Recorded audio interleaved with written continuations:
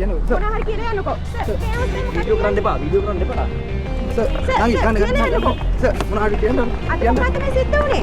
Sir අපිට මොනවා හරි ත්‍රිපටි බල්ලා ගහන ගේම් නීතියට යතයි පුතා. පොඩ ඉන්න සර්.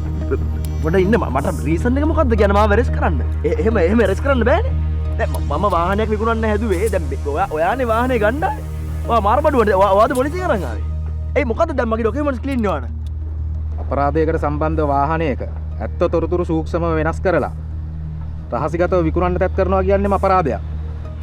මොකද්ද අපරාධයකට සම්බන්ධ වාහනයක් කියන්නේ?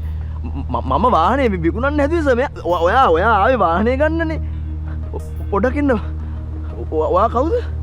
මං කවුද කියන එක අදාළ නෑ. කරුණාකරලා නගිනවා කියලා ජිප් එකට. ඇයි මොකටද ජීප් එකට නගින්නේ? පිස්සුද ඔයාලා?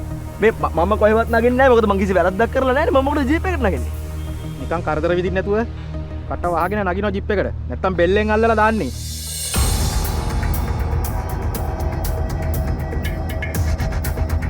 මේ ඔෆිසර් පොඩ්ඩක් ඉන්න. මේ එහෙම ප්‍රොපර් රීසන් එකක් නැතුව ඔයාට මාව රෙස් කරන්න බෑ ඔෆිසර්.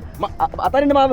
මේ මම ඔයාලා ඔය කියන කිසි දෙයක් කරලත් නැහැ. කිසි අපරාධයක් කරලත් නැහැ. ඔයාලගේ ඔහොම බාල්දු කතා අහන්න මම ලෑස්තිත් නැහැ ඔෆිසර්. මේ අන්ලොක් කරන්න මේක දෙන්න.